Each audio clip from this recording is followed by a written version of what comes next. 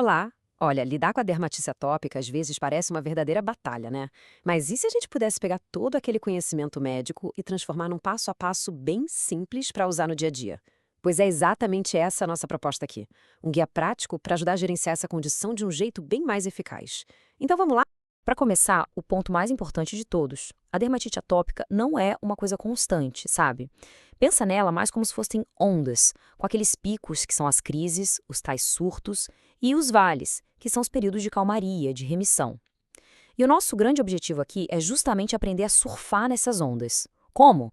Tentando prolongar ao máximo esses períodos de calmaria e, quando as crises vierem, fazer com que elas sejam mais fraquinhas e durem menos.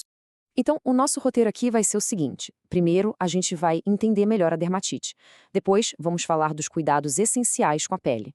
Em seguida, como controlar o ambiente ao redor. A gente também tem uma parte de lembretes e alertas importantes. E, para fechar, vamos conversar sobre uma perspectiva de longo prazo. Certo, vamos lá para a nossa primeira sessão, entendendo a dermatite atópica. O primeiro passo é entender o ciclo. Sabe, quando a gente entende e aceita essa dinâmica de altos e baixos, essa coisa das ondas, tudo muda. É aí que a gente para de só apagar incêndio, sabe? A gente sai da defensiva e começa a agir de um jeito mais inteligente, mais proativo, tentando antecipar os problemas. Beleza, agora a gente entra na segunda parte, cuidados essenciais com a pele.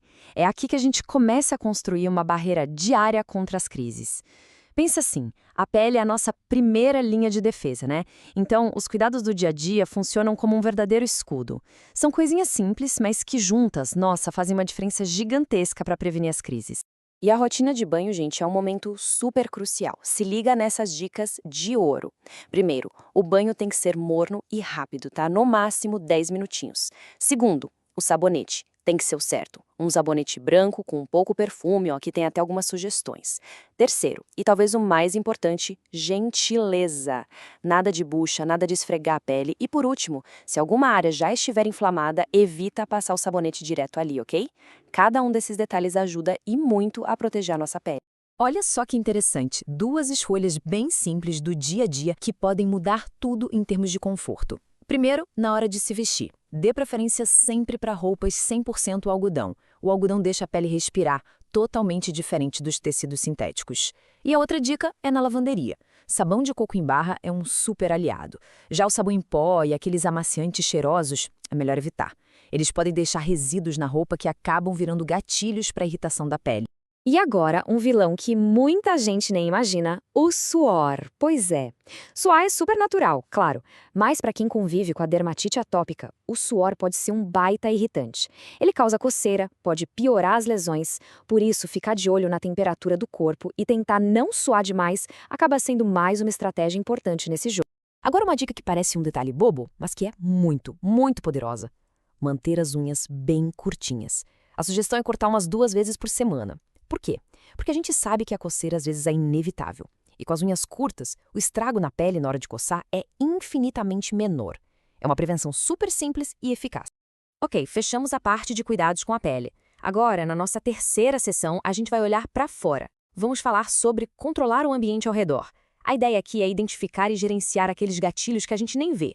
Muitas vezes o que dispara uma crise está ali, escondido dentro de casa. Então, vamos dar uma de detetive e descobrir como controlar esses fatores. E o principal suspeito nessa nossa investigação são os ácaros. Onde é que essa turma se esconde? Bom, eles adoram lugares como roupas que ficam guardadas muito tempo, roupas de cama, colchões, travesseiros, principalmente os mais velhinhos, sofás de pano, cortinas, tapetes. Basicamente, são os esconderijos perfeitos para eles. Então, tá, como é que a gente combate esses ácaros? Olha, duas ações bem simples já fazem uma diferença enorme. Primeira, usar capas protetoras naqueles colchões com mais de 5 anos de uso. Isso cria uma barreira física mesmo. E a segunda é um hábito super fácil de criar. Pegou uma roupa que estava guardada há um tempão? Lava antes de usar. Simples assim. Isso já ajuda a dar um tchau para boa parte dos ácaros e da poeira. Chegamos agora na nossa quarta sessão. Lembretes e alertas importantes. Essa parte é super séria, gente. É aquele conhecimento crucial para um controle seguro. São informações bem diretas, mas que todo mundo precisa saber para lidar com a dermatite do jeito certo e sem correr riscos.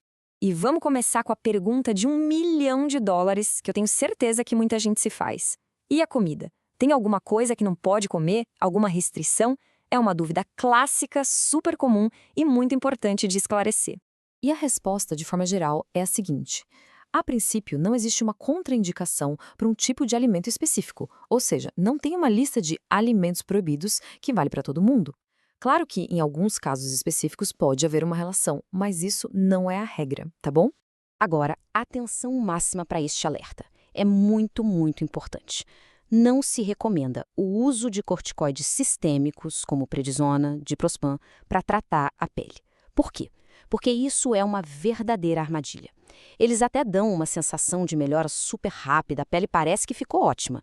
Só que assim que o efeito do remédio passa, a crise volta. E volta com tudo, às vezes muito pior do que era antes. É o que a gente chama de efeito rebote e é muito perigoso. E para a gente fechar, vamos para a nossa última sessão, uma perspectiva de longo prazo. É hora de a gente ajustar o foco, sabe? Entender que controlar a dermatite atópica não é uma corrida de 100 metros, é mais como uma maratona, uma jornada em busca de mais bem-estar e qualidade de vida no longo prazo. E para todo mundo que está nessa jornada, aqui vai uma mensagem bem otimista e realista. A dermatite atópica geralmente melhora com o passar dos anos. Não é, de forma alguma, uma sentença para a vida toda.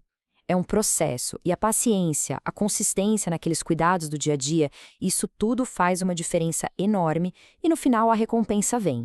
Então, a gente termina com uma reflexão para levar para casa. Depois de tudo que a gente conversou, de todas essas dicas, a pergunta que fica é: qual pequena mudança dá para começar a fazer hoje, agora, para ter um bem-estar maior amanhã? Porque no fundo é isso. É a soma dessas pequenas coisinhas, desses pequenos passos, que constrói um futuro com muito mais conforto e controle.